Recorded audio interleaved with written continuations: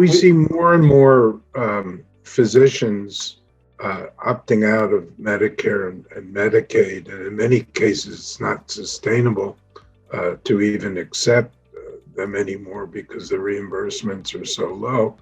And of course, the push to jettison the risk, the financial risk, and put it on the physician. And again, most of the physicians really detest the word provider.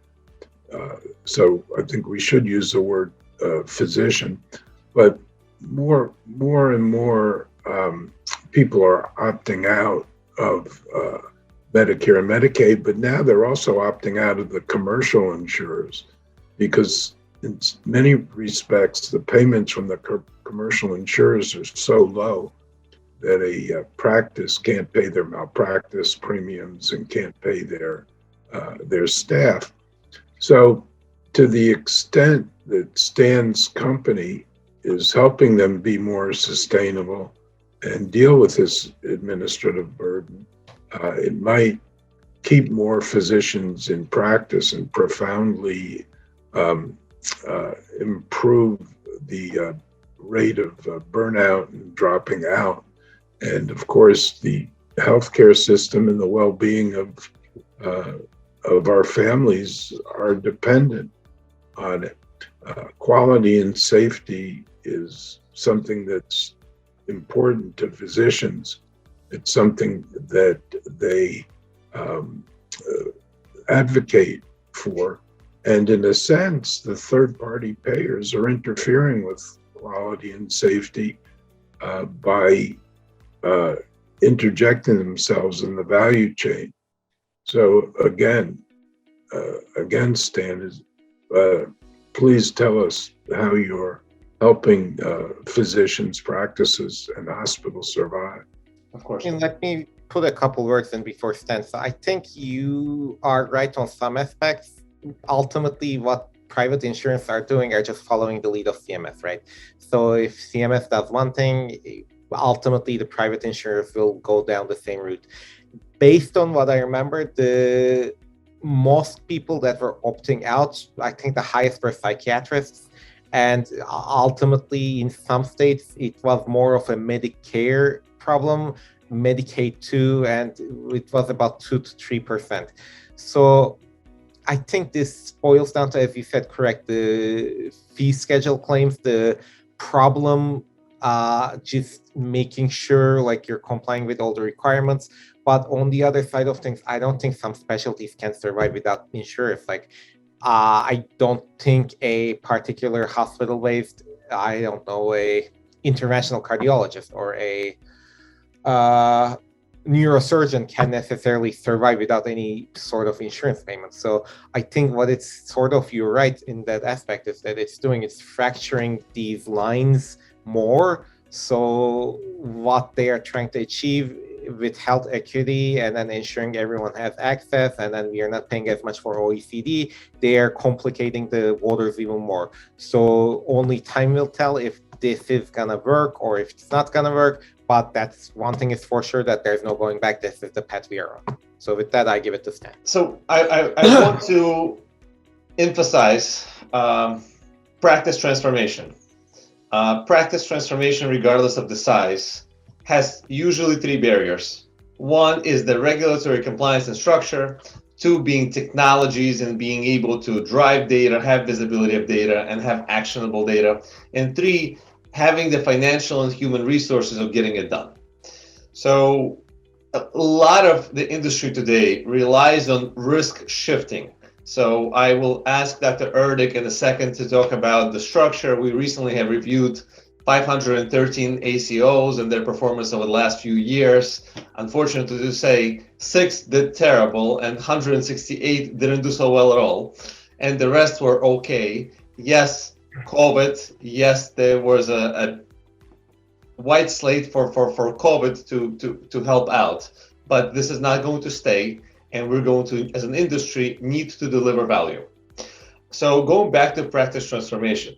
So when we're talking about structure, it's usually trying to put together a solid structure plan for organization according to the size that they are, and putting milestones, documented milestones, distributing roles, and going through your key performance indicators, making sure that you actually get to where you're planning to go.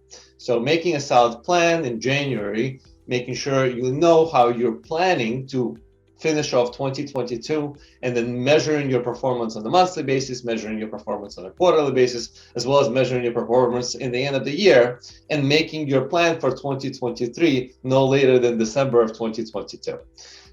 Coming with regulatory assets, coming with compliance related assets, and I'm talking about human resources that we bring to the table, and driving that change, driving that leadership, being that pioneer that's going to raise awareness, not worry about feelings, but worry about delivering outcomes for the organization and driving results. That's aspect number one. Aspect number two, our technology. We had extensive research, and we have extensive research and development team that is a large number of doctors working with health data scientists to put together three aspects of data. One is historic EMR record, making sure that we drive data from everywhere we can into a consolidated record. Two, getting non-subjective patient data. So if the patients are diabetic or if the patients are hypertensive, which are one of the largest problems in US healthcare, we're providing them with connected devices that have internet connectivity regardless of access to smart devices through Bluetooth or having internet at their home through a Wi-Fi. Giving those connected devices gives our nurses an ability to have real non-subjective data at their fingertips. So they're able to react to that data, and we're able to take that data, identify medical care gaps, drive those medical care gaps to providers, and make sure that those care gaps are acted upon. And we reduce risk of patients to get hospitalizations, mortality, rehospitalizations, etc. And the third aspect of data is subjective data. So we're blessed to have an ability we have a grant to hire 741 nurses, and our grant is subsidized. So our ability to have nurses in a time of shortages and drive the ability to have skill set labor where labor is needed today. Those people engage in three types of activities. One is chronic care management, with this patient education, focusing on patients with two or more chronic neurological conditions, making sure that those patients are educated within their disease state, their family is educated within their disease state, etc. And remote patient monitoring. Remote patient monitoring, like I described to you before, is gathering device data, actionable data, and communicating that device data to providers, making sure the providers close off the medical care gaps, and conducting care coordination. And something that we're releasing later in the year, 2022, is COCM, which is a behavioral health integration, focusing on primarily two conditions: depression and anxiety for the patients that are suffering from it, reducing the chances of, again, hospitalizations or admissions for that patient population. Dr. Erdik, if I may ask you to weigh in on risk shifting and the way that the industry has been shifting risk all the way up from federal funding down to ACOs and other affordable care organizations. Sure. So I think the best way to start saying is this is a nonpartisan approach.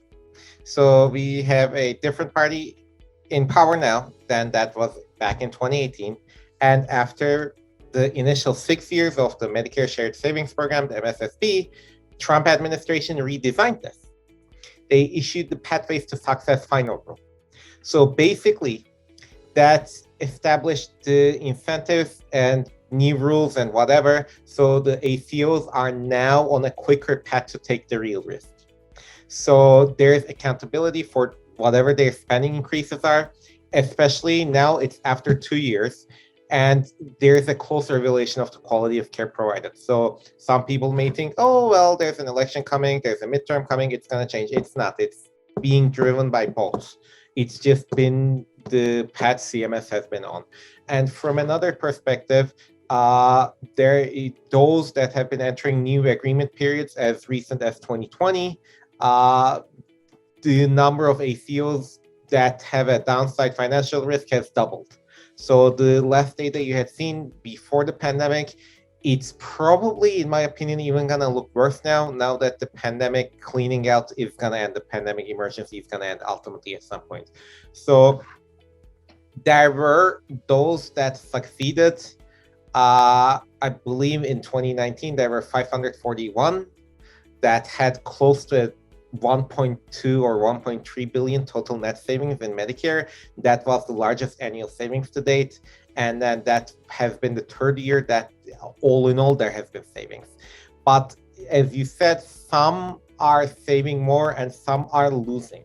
So if it's a physician-led ACO, the low revenue ACO that only provide the outpatient, they have performed better than these high revenue ACOs led by hospitals that have both inpatient and outpatient. So we can discuss the reasons for this ad nauseum, but again, the same thing can be seen that if ACO is in a rural area, there's smaller cost reductions than the urban part. So I think if you are looking down the barrel of a one-sided or two-sided contract or an ACO, ultimately you need to be mindful of who you are, where you're practicing, and as we discussed before, ultimately, unfortunately, the social determinants of health and what people have access to, and even maybe as granular as your zip code, education levels, because ultimately, whether you like it or not, your reimbursement is going to be tied to all of these.